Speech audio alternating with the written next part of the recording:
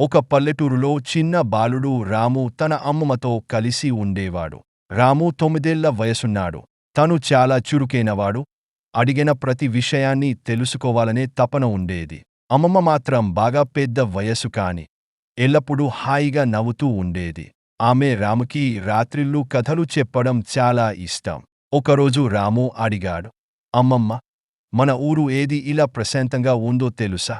అమ్మమ్మ నవ్వుతూ చెప్పింది, మన గ్రామానికి ప్రకృతితో మమేకమైన మనస్సులు ఉన్నాయమ్మా. ప్రతి మొక్క, పక్షి, గాలి ఇవన్నీ మనకి దీవెనలు ఇస్తాయి. రాము వెంటనే అడిగాడు, అలా అయితే మనం ప్రకృతిని కాపాడితే బాగుంటుందా? అమ్మమ్మ ఆప్యాయంగా అతని తలపై చేతులు వేసి, బంగారం, అదే మన బాధ్యత.